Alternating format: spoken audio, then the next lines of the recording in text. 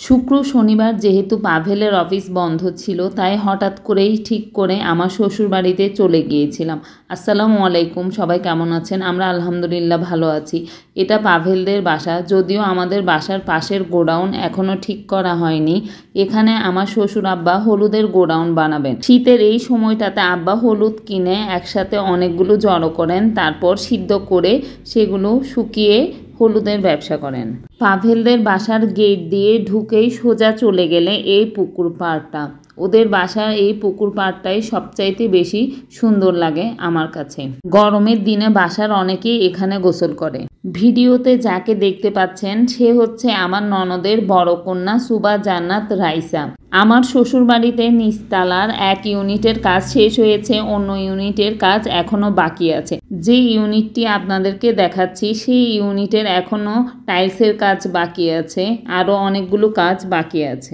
এটি একটি guest room ছিল, আর একটি রুমে এখানে ধান চাল রাখা হয়েছে। যেহেতু আমাদের ধান চালের গোডাউন এখনো কমপ্লিট হয়নি, তাই আপাতত এই রুমে ধান চাল রাখা হয়েছে। এই বেডরুমটিতে আমার শ্বশুর শাশুড়ি থাকেন।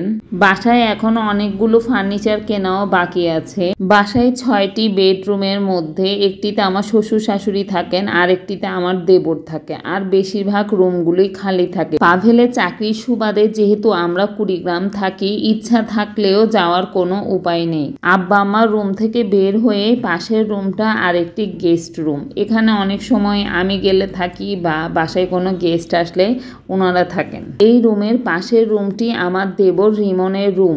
রিমন ওর রুমটিকে সুন্দর করে গুছিয়েছে, বিশেষ করে ওর টেবিলটি। যেহেতু রিমন বাবু অনেক ভালো ফুটবল খেলে, তাই ওর টেবিল জুড়েই ছিল ক্রেস্ট আর ক্রেস্ট। রিমন বাবু দুষ্টুমি করে বলে ওর অনেকগুলো ক্রেস্ট নাকি মানুষের বাড়ি বাড়ি পড়ে আছে, সব ক্রেস্ট যদি বাসাতেই থাকতো আমরা নাকি জায়গায় দিতে পারতাম না।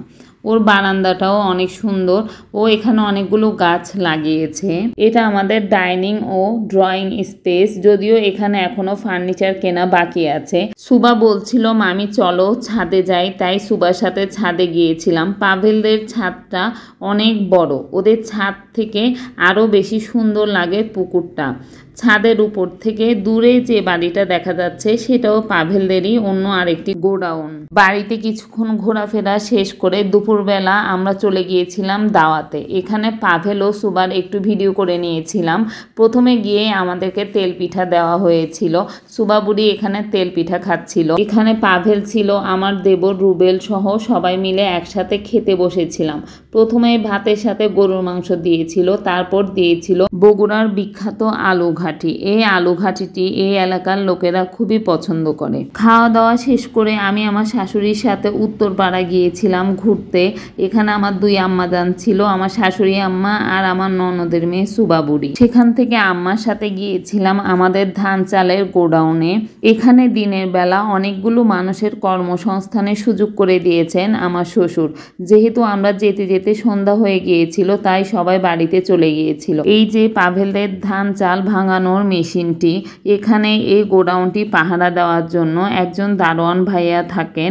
এটা হচ্ছে তার রুম। গোডাউন থেকে বের হয়ে দেখি আমার দেবর রুবেলের ছেলে সিয়াম বাবার বাইকে বসে কি পরিমাণ খুশি হয়েছে। সিয়াম বাবা বাসাতে থাকলেই বেশিরভাগ দুষ্টুমি করে, যখন সে বাইরে যায় আর সাথে তার বাবা থাকে তাহলে তার মতো খুশি পৃথিবীতে আর কেউ হয় না। এখানে বাসায় এসে দেখলাম রুবেলের 2 পুত্র সিয়াম, সাইমন, সুবা সবাই মিলে খেলছিল, তাই একটু ভিডিও করে নিয়েছিলাম। আমার শাশুড়ি আম্মা আগের পাকঘরেই রান্না করেন। উনি নতুন বাড়ির পাকঘরে রান্না করেন না। সবসময় মজা করে বলেন ছেলের বউরা আসলেই নতুন রান্নাঘরে রান্না করবে। আমি আর সুবা বুড়ি মিলে রাতের খাবার খেয়ে নিচ্ছিলাম। সাদা ভাতের সাথে মাছ ভাজি ছিল, মাছের ঝোল ছিল, গরুর মাংস ছিল। খাওয়া দাওয়া শেষ করার পর মনে হলো একটু ভিডিও করি। এখানে পাতিল সবগুলো প্রায় খালি হয়ে গিয়েছিল, যেহেতু আমরা সবাই খেয়ে নিয়েছিলাম। গরুর মাংস ছিল, মাছের পেটি দিয়ে আম্মা চচ্চড়ি রান্না করেছিলেন, মাসকালাইয়ের ডাল ছিল। সবাই ভালো থাকবেন, সুস্থ থাকবেন। আসসালামু আলাইকুম।